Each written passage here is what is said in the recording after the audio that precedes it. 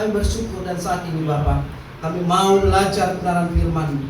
Tolong kami dalam segala keterbatasan iman kami, dalam segala keterbatasan pengetahuan, pemahaman kami. Sampaikanlah maksud-Mu itu Tuhan. Dalam nama Yesus, hamba tidak mengizinkan kuasa kegelapan, roh-roh di angkasa yang akan mengambil kebenaran firman-Mu. Dalam hati kami bagaikan tanah yang subur, yang siap ditabur. Baik yang menyampaikan maupun yang mendengar, sampaikanlah itu bagi kami Roh-Mu yang kudus sesuai dengan kebutuhan kami.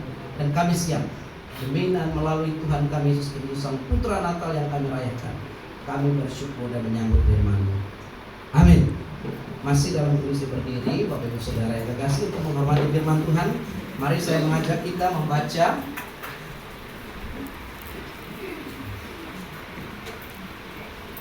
Lukas pasal yang kedua. Kita akan membaca ayat yang ke-8 sampai ayat yang ke-16.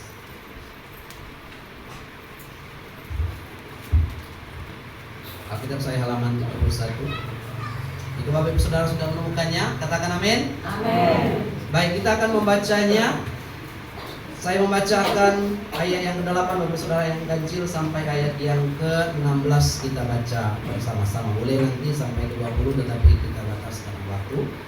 Gembala-gembala.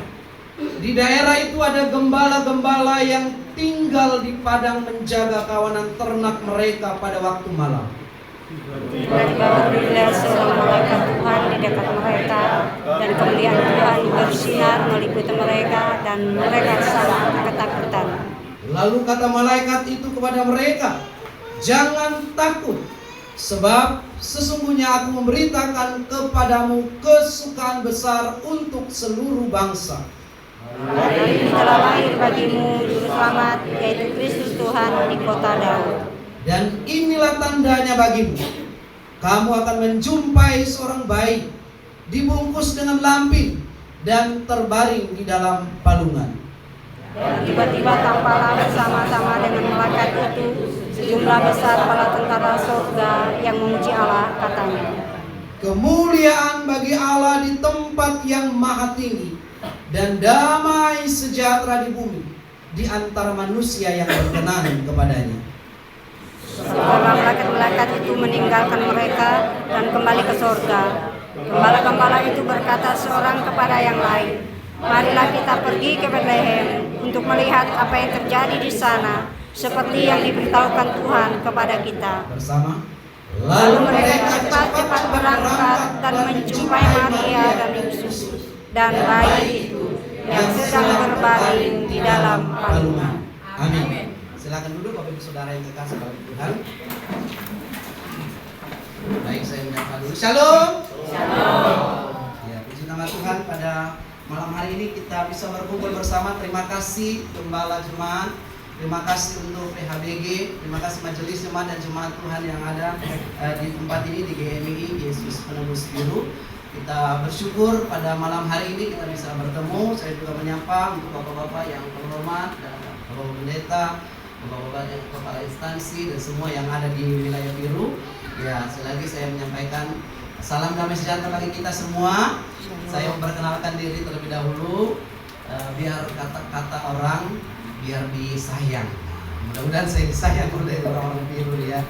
Nama Pendeta Ahmad Sutrayadi.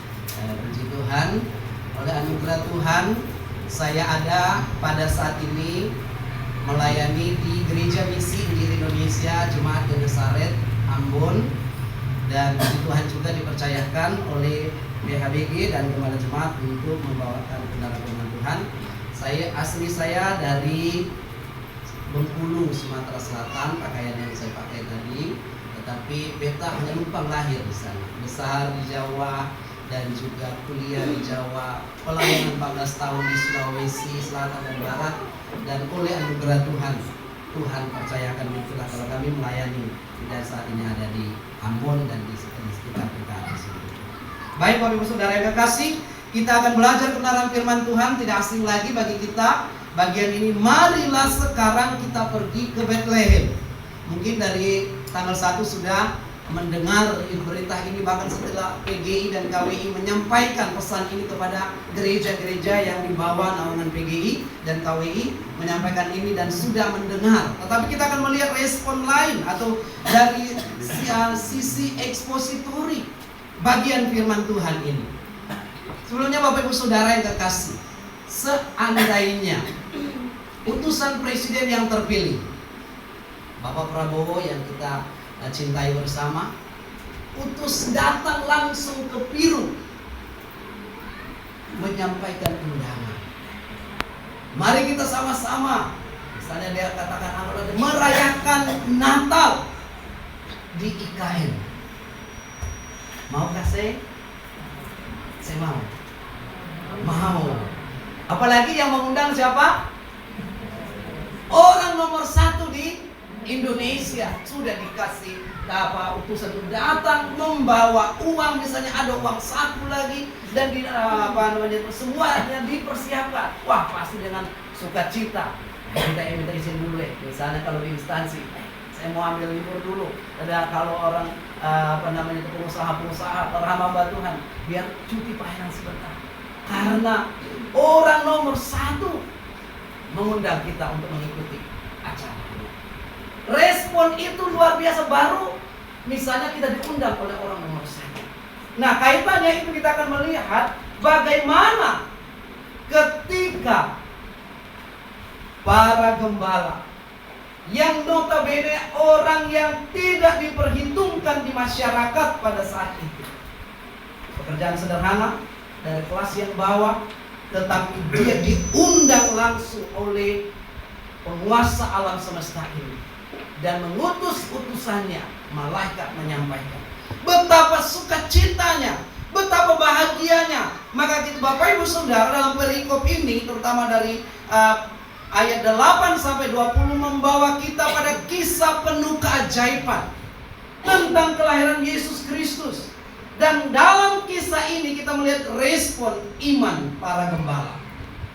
Para gembala yang seorang sederhana tetapi penuh makna ketika mereka menerima kabar berita dari malaikat.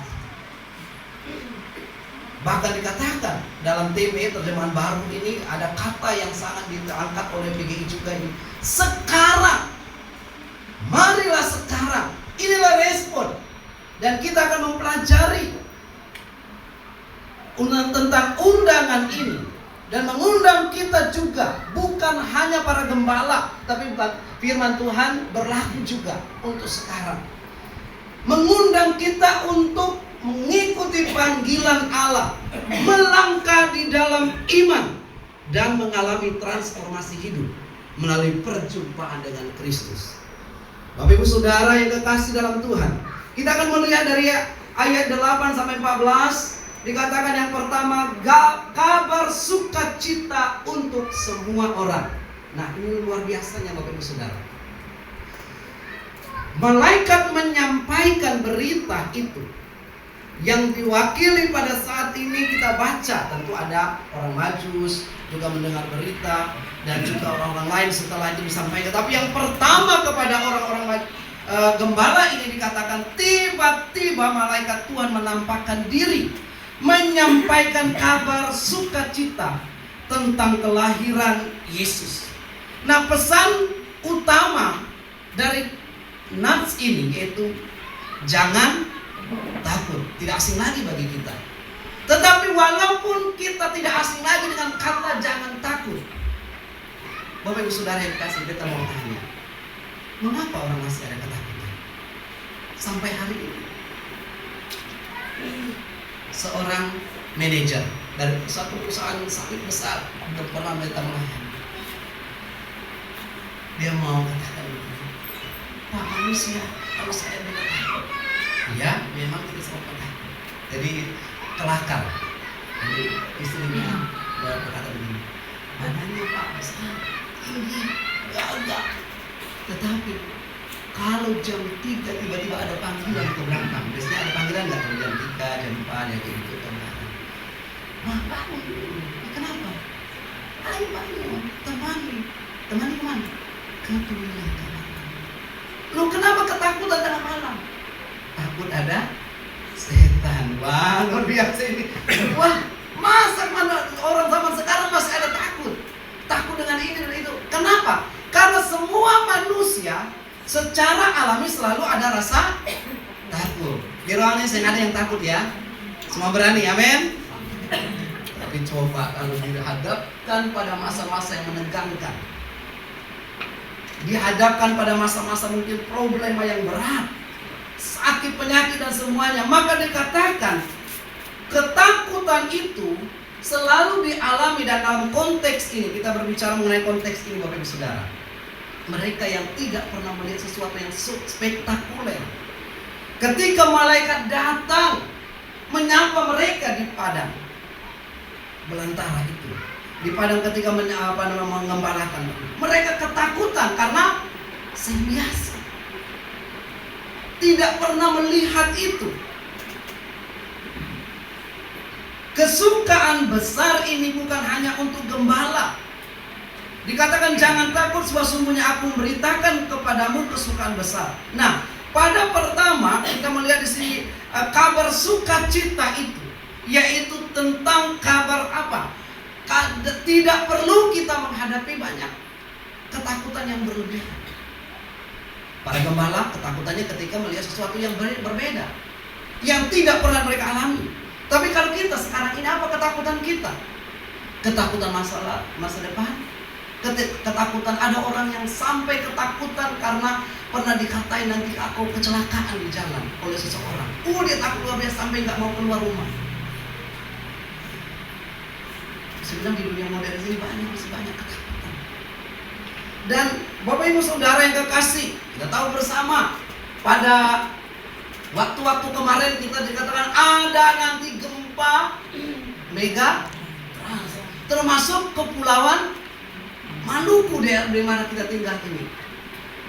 Waktu disampaikan itu, Bapak Saudara takut apa saya?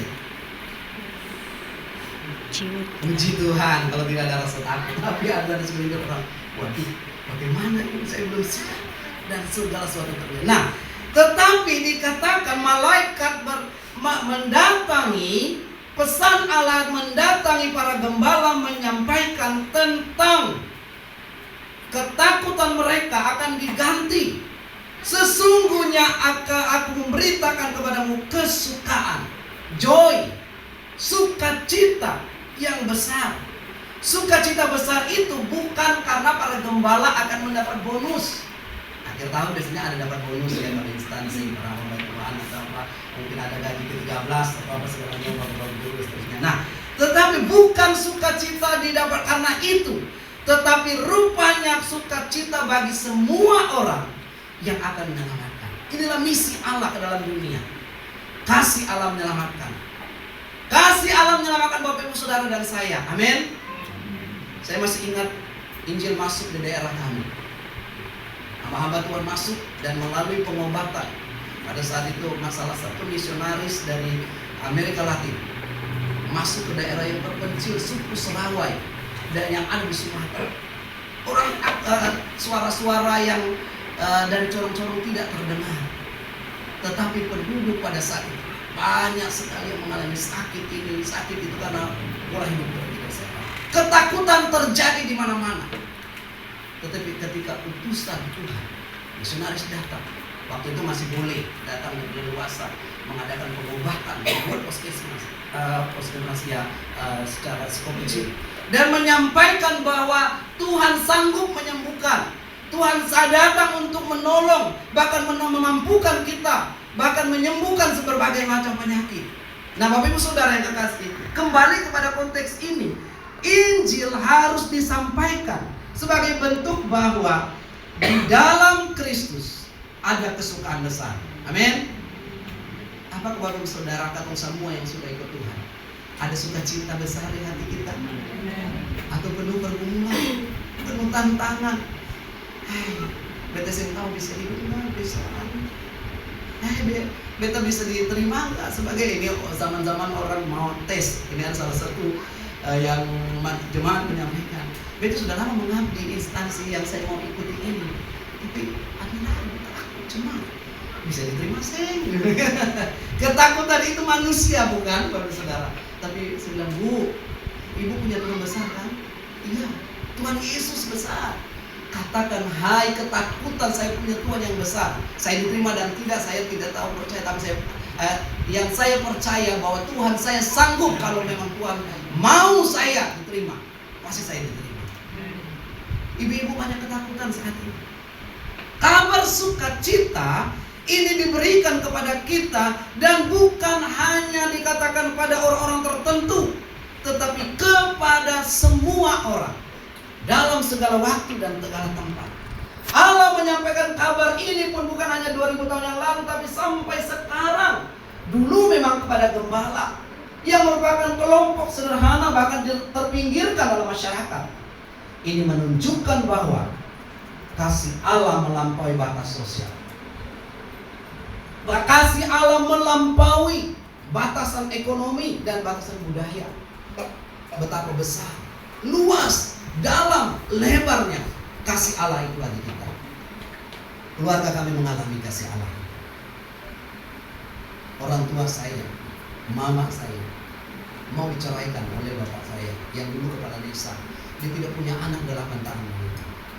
Dan pada saat itu bapak saya bilang akan diceraikan. Sakit gak hati ibu kalau tiba-tiba mau dikembalikan kepada orang tuanya? Sakitnya di mana Bapak Ibu Saudara? Ibu terutama. Di sini. Saya 8 tahun ibu kamu. Gara-gara belum punya anak, saya mau dikembalikan. Tetapi ibu, mama saya datang kepada misionaris dan berdoa untuk apa-apa, doakan saya tidak mampu balik seterusnya. Ketakutan, kecemasan, dan kasih Allah menaungi dan sanggup melakukan segala sesuatu. Dan akhirnya Tuhan lahirkan anak kakak saya yang tertua. Tapi karena bapak saya kepala desa masih banyak pegangan pada saat itu. Kepalanya terbuka kakak saya yang pertama dari sini sampai ke sini. Denyutnya itu kelihatan apanya bulu-bulunya di sini. 4 malam saja meninggal. Setelah didoakan oleh misionaris, tenaga hamba Tuhan di sana, rupanya bapak saya masih banyak pegangan. Kalau Bapak Ibu Saudara pernah dengar nonton drama itu ada di RCTI dulu, sahabat itu. Jadi ada kekuatan alam di daerah kami situ yang masih dipercaya. Ketika dilepaskan keris yang belok-belok itu didoakan dan dimasukkan dalam CPT dulu, bukan CPT dulu pembuangan lah, pokoknya bukan CPT dulu dan akhirnya jadi dilepaskan dan lahirlah kami nama saudara dan saya anaknya.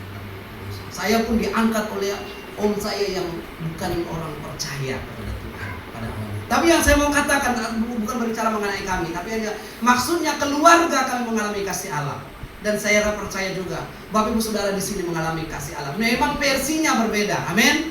Tapi Allah sanggup memberikan kedamaian bagi kita sampai hari ini. Dunia akan mengambil kedamaian itu. Dunia akan mengambil sukacita itu. Maka berita Natal disampaikan. Mungkin malaikat sedang datang. Maka dikatakan malaikat tidak bersayap sekarang ini ada. Melalui firman Tuhan, melalui hamba-hamba Tuhan, melalui media seperti yang menyampaikan. Jangan pernah takut menghadapi persoalan-persoalan ini. Bapak Ibu Saudara yang kekasih, momen Natal ini mengingatkan bahwa Allah datang untuk semua orang. Bagaimanapun kita menjadi pembawa, harus membawa sukacita, membawa damai, termasuk pada orang-orang yang terpinggirkan dalam kaitannya konteks ini. Yang kedua, ajakan untuk bertindak. Marilah sekarang kita pergi ke Betlehem ayat 15-16. Mendengar kabar malaikat, para gembala segera berkata satu sama lain. Bukan tunggu beberapa waktu atau ngopi dulu ya. Kita makan sagu lempeng dulu. Nah, di sini baru saya ketemu lagi 2099 sebelum kerusuhan saya pernah ada di Kota Ambon makan sagu lempeng. Nah, ketika saya datang kembali ke melayani di tugas di sini, beda ketemu lagi. Kangen masak makanan ini dan membuat kita kenyang. Nah, mereka tidak sempat menyampaikan kita makan dulu bekal. Dikatakan marilah sekarang. Iman yang bertindak. Para gembala tidak ragu, tidak menunda, tetapi segera pergi untuk mencari dan melihat tanda yang telah diberikan Tuhan. Jadi Bapak Ibu Saudara mengikut Tuhan seperti para gembala harus ada tindakan. Jangan hanya kata orang Yesus luar biasa, tapi kita belum merasakan. Saya juga belum mengambil tekad ini. Masih banyak perjalanan hidup. Tetapi dikatakan iman yang membuat mereka bertindak. Iman selama ini mereka tidak mendengar. Tetapi ketika malaikat sendiri menyampaikan bahwa ada juru selamat yang akan datang, akan memberikan kedamaian dan ketenangan, maka dikatakan mereka bersukacita. Tanda itu juga dalam bentuk kesederhanaan. Dikatakan, marilah kita pergi ke Bethlehem, pergi ke tanda yang sederhana itu. Bayi yang dibungkus kain lampin, dibaringkan di dalam palungan, lahir di hotel, seng. Lahir di rumah sakit, seng. Lahir di puskesmas biru, seng. Tidak ada yang lahir seperti dia. Namun dalam kesederhanaan itulah Allah datang membawa kemewahan dari surga, bahwa dengan bayi yang sederhana ini akan menyelamatkan. Ajakan pergi ke Bethlehem adalah panggilan untuk mencari perjumpaan dengan Kristus. Mungkin di bagian ini sudah sering kita dengar ya. Perjumpaan dengan Kristus itu adalah perjalanan iman yang memerlukan kesediaan untuk meninggalkan kenyamanan demi mengalami karya Allah. Perjumpaan dengan Kristus itu penting. Bapak Ibu Saudara yang kekasih, apa yang sering kita jumpai hari-hari ini? Dikatakan di dunia TikTok juga sedikit-sedikit pegang HP. 5 menit tak pegang HP, gelisah. Terus juga minta kita apa? Dibeginikan atau diginikan? Minta like semua orang. Bangun tengah malam yang dicari siapa? Apa? HP. Bangun pagi-pagi yang dipegang apa? Bukankah kita sudah lari melenceng? Saya mengingatkan, bukan bersaya anti kemajuan teknologi, tetapi mari kita pertama-tama terus berjumpa dengan Kristus, mencari Tuhan dalam hidup kita. Bapak-bapak yang bekerja, ibu-ibu yang mempersiapkan pagi-pagi anak-anak yang mau sekolah, dikatakan marilah sekarang, artinya gembala mau bertemu dengan Sang Juru Selamat itu. Dan kita, mari juga kita belajar setiap waktu berjumpa dengan Kristus. Perjumpaan pribadi itu penting, bukan hanya kata orang, tetapi berpengalaman dengan Tuhan, sehingga mereka gembala cepat-cepat. Dikatakan bahwa ayat yang ke-16, saya bacakan lagi. Lalu mereka apa? Berlambat? Cepat-cepat berangkat dan menjumpai Maria. Tapi betapa seringnya kita untuk ke rumah Tuhan berlambat. Panggilan Tuhan berlambat-lambat. Nanti dulu masih ada. Mungkin dari gereja bilang pelayanan, ayo bersama-sama nanti dulu. Mungkin pernah mendengar cerita ilustrasi tentang seorang muda mendapatkan anggrek yang seorang muda tapi seorang sendiri yang sudah tua itu dia mendapatkan anggrek yang lain. Oleh karena apa? Dari muda dan sekolah minggu diajak melayani, saya mau. Ayo melayani, tidak bergerak. Ayo saya masih mengerjakan studi kalau masih studinya. Ayo saya masih mau nikah. Tapi gagal juga dia menikah dan seterusnya. Tetapi berlama-lama akhirnya penyakitnya datang. Dan penyakit itu tinggal beberapa hari lagi. Pendeta mengunjungi dia ke rumah sakit dan berkata, semoga cepat sembuh ya. Terus dia membawa anggrek yang sudah lain. Terus setelah mau pulang habis doa, dan berdoa mau pulang, dia bertanya, Pak Pendeta mau tanya dulu ya, sedikit jangan marah beta ya. Saya tanya saya, kenapa Bapak Pendeta bawa anggrek yang lain? Jawaban Bapak Pendeta, inilah hati Tuhan. Kau berjanji mau melayani ketika Tuhan sudah sakit-sakit dan tinggal beberapa hari lagi ada di dunia ini. Kau berjanji kalau saya sembuh, saya akan ikut Tuhan. Tidak bersegera dari masa kecil ketika engkau diajak untuk tampil, ketika engkau masa muda melayani Tuhan dalam kor, di dalam drama Natal dan seterusnya, meresponi semuanya. Tetapi engkau tidak bersegera juga untuk menjadi berkat Ketika engkau sedang bekerja, sekarang tinggal waktu, hitung waktu saja. Engkau berkata, Tuhan sembuhkan saya.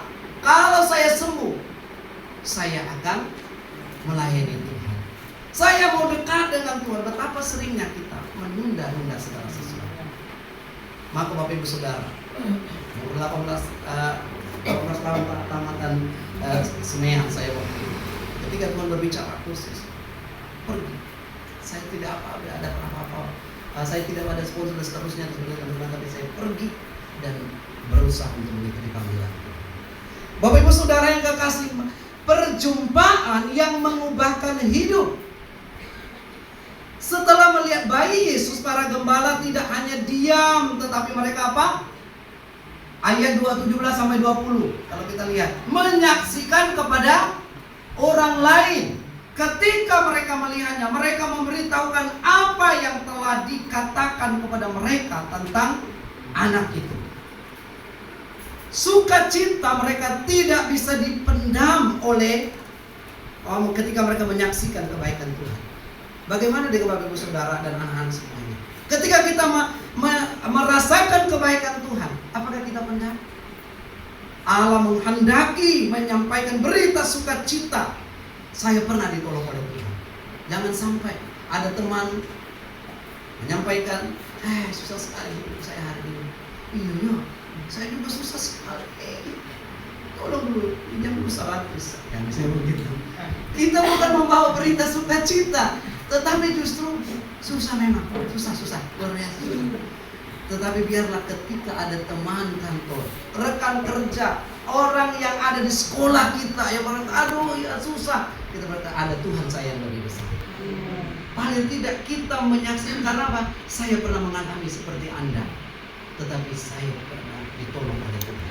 Datanglah kepada Tuhan. Ya mungkin tidak semua orang akan jadi penginjil, tidak semua orang bisa jadi pendeta atau majelis, tetapi ketika engkau mengalami berjumpa pribadi dengan Tuhan, mengalami kemudahan dan kebaikan dan kemudahan Tuhan, seperti para gembala, mereka menyaksikan kepada orang lain. Betapa seringnya kita, mulut kita seperti di restoran, diam 1000 bahasa, tidak mau mengatakan kebaikan Tuhan. Teman-temannya sudah mengeluh luar biasa, atau rumah tangganya sudah mulai hancur, malah teman-teman, iya memang begitu. Bapak Ibu Saudara yang terkasih, kadang-kadang kita lebih banyak nambah-nambahin yang jelek daripada membawa dia. Suka membumbu-bumbuin segala sesuatu, sehingga sungguh membuat tambah besar persoalan. Menyaksikan kebaikan Tuhan. Dan saya selalu pesan juga, selalu di mana-mana, Natal di mana-mana juga, sejak saya mengikut Natal dan mengikut Tuhan. Natal juga selalu rentan kehilangan sukacita, dan kita tidak bisa menyaksikan kemuliaan. Betapa menyedihkan. Ada beberapa kasus sedang habis berdoa, sebelumnya menyanyi joy to the Lord, terus itu sukacita, damai sejahtera, hari ini yang dijadikan Tuhan. Tapi gara-gara tidak kedapatan nasi bungkus, di sini saya dalam nasi bungkus, kita nanti dapat semua, amin. Hilang sukacita. Tapi ini terjadi. Kami sedang berdoa sama kebetulan beliau dokter dari STT yang ada di Cianjur. Terus tiba-tiba, Pak, mohon ke depan. Kenapa? Tidak tahu, ibu itu paham Brenebon, tahu Brenebon ya? Makanan yang mereka saking itunya marah sama lain, ibu-ibu kan ada sudah satu belum selesai makan, yang lain sudah masuk dalam tasnya, tas cantik bagus, tapi dalamnya kresek. Tetapi yang satu bilang cantik belum makan. Ada itu belum makan. Tadi saya sudah capek begini. Saya harus bawa makanan. Gara-gara makanan bisa kehilangan sukacita. Di sini saya nggak ada tuh. Saya pikir di jauh sana saja. Hari-hari Natal kita tidak bisa menyaksikan kebaikan Tuhan, kehilangan damai sejahtera. Para suami-suami dituntut harus banyak bawa uang, karena mau yang rambut keriting mau dilurusin. Jadi kalau tidak ada uang, hilang sukacita. Tapi jauh-jauh saya nggak ada uang, saya nggak ada sukacita kita.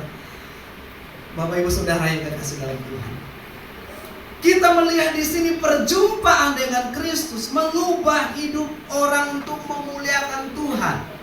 Selalu praise the Lord.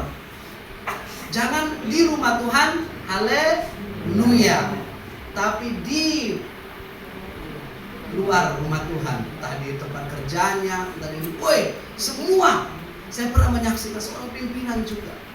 Ketika dia angkat tangan luar biasa, kelihatan luar biasa. Tetapi ketika dia marah dengan karyawannya, matanya melotot, mau keluar, merah lagi, keluar binatang, semua disebutkan nama-nama binatang itu. Dia tunjuk satu-satu. Sampai ini ada juga cus-cus-cusnya itu.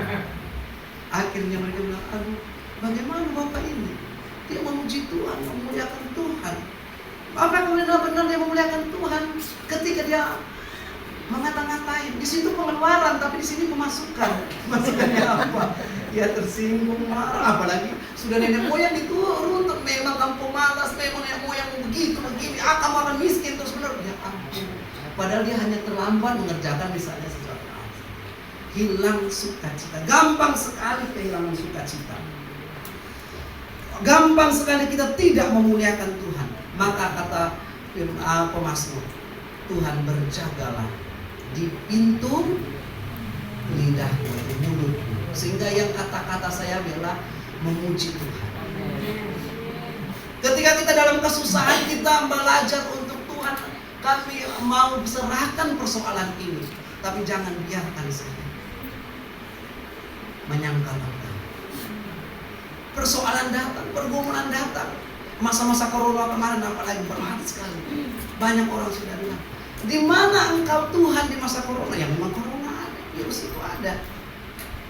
Tetapi ketika kita menyaksikan bahwa Tuhan kita ada di tengah-tengah krisis, Tuhan kita ada di tengah persoalan keluarga.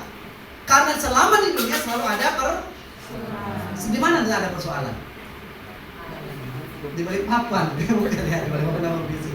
Di balik kemana? Hidup apa maksudnya hidup di dunia ini ya kalau sudah memang ada persoalan sebenarnya. Kalau dia nggak percaya pada Tuhan akan binasa selama-lamanya. Tetapi kalau orang di dalam Tuhan pasti selalu berkata Tuhan lebih besar dari persoalan. Dan bisa mampu menyaksikan, jangan mulut kita sudah mengecap kebaikan Tuhan, sudah berjumpa dengan Tuhan, tetapi kita kita lupa memuliakan Tuhan. Refleksinya, perjumpaan sejati dengan Kristus selalu menghasilkan transformasi, perubahan yang Allah kehendaki. Roma pasal 12 dikatakan, berubahlah oleh pembaharuan budimu, biarkan kau mengerti mana kehendak Allah, apa yang berkenan kepada Allah, yang Tuhan kehendaki. Itulah. Kalau yang kita kehendaki banyak sekali, Bapak Saudara. Kita di sini banyak keinginan. Kalau ditanya satu persatu, pasti semua penuh dengan keinginan. Bapak Ibu Saudara, apakah kita sudah mengalami sukacita Natal malam ini? Apakah kita sudah kehilangan makna Natal? Minta maaf sebelumnya, jangan marah betahe, kata orang sini. Saya belajar untuk bahasa ini. Ada tradisi-tradisi yang membuat saya, minggu lalu saya sedikit menangis, Tuhan, jangan sampai tradisi ini menghilangkan makna Natal. Minta maaf, karena orang-orang tua tidak mampu lagi mendidik anak-anak. Jadi mereka sudah menyetujui apa-apa, datang saja santepit supaya dimasukkan dalam karung. Jadi anak-anak, tapi bukan makna Natal yang disampaikan. Ini ya minta maaf sekali, tapi ya ada beberapa hal yang saya lihat. Jadi dia bilang joget demo the boy ya sorry. Jadi anak itu bilang, ayo semangat. Kalau enggak, karung sudah ada di depan kakinya.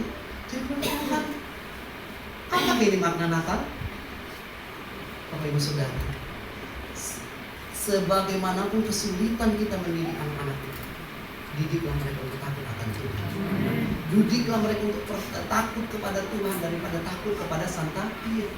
Ya tradisi boleh sekali-sekali, tetapi jangan itu yang utama.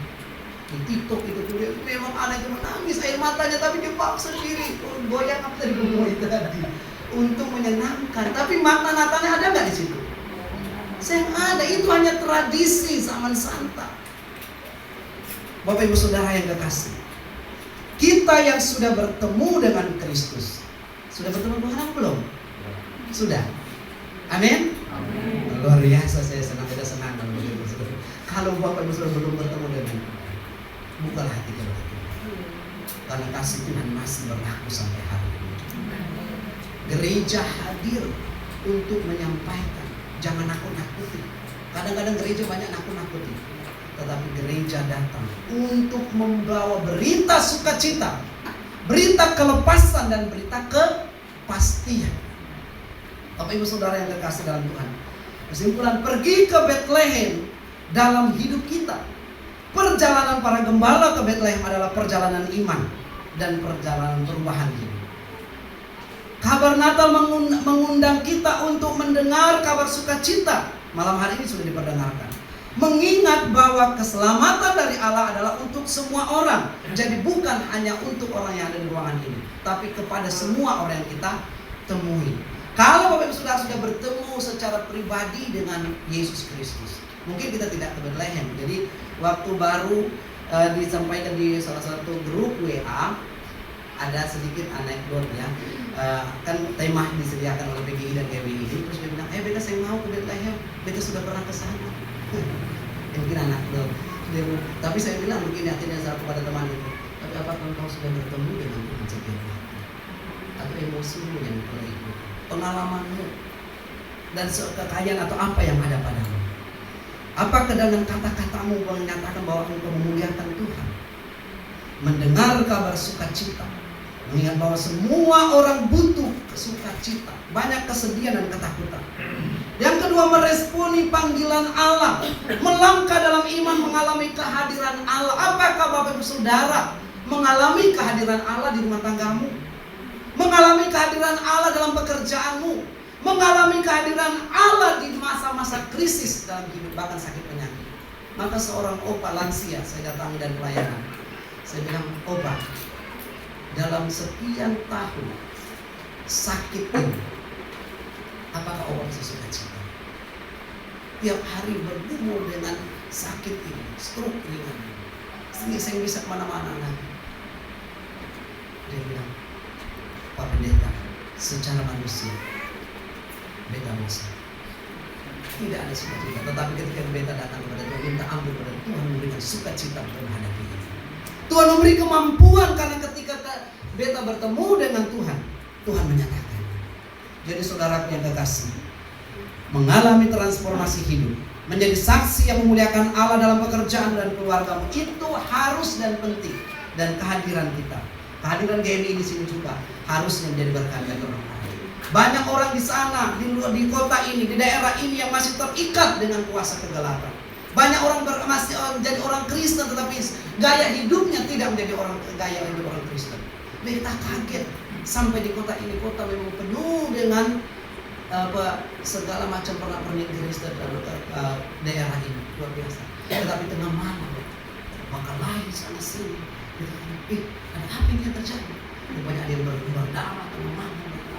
Kami pas mau doa pagi, tiba-tiba ada juga terdengar taktik berkelahi sana sini. Rupanya habis makan. Gaya hidup yang adalah perselingkuhan, terjadi berbagai macam. Apa itu gaya hidup sungguh-sungguh sebagai orang Kristen yang sudah bertemu Tuhan?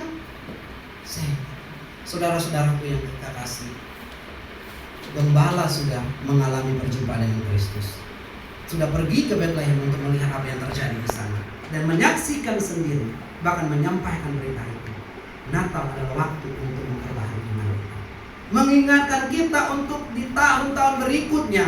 Ambillah komitmen melangkah bersama dengan Tuhan, membawa terang itu ke dalam dunia pekerjaanmu, keluargamu. Jangan hanya di dalam rumah Tuhan engkau memuliakan Tuhan, tetapi dalam segala eksistensi keberadaanmu muliakanlah Dia seperti Tuhan. Bapak Ibu Saudara yang kekasih, mari kita meresponi firman Tuhan ini. Kita berdoa, kita mohon berkat Tuhan supaya sungguh kita bukan hanya mendengar berita Natal saja, kita bukan hanya merayakan Natal saja, tetapi kita setiap waktu berjumpa dengan Kristus. Dan segera ketika kita berjumpa dengan Kristus, hidup kita ada perubahan dan Roh Kudus akan menolong kita. Mari Bapak Ibu Saudara, beberapa waktu kita mengeresponi firman Tuhan.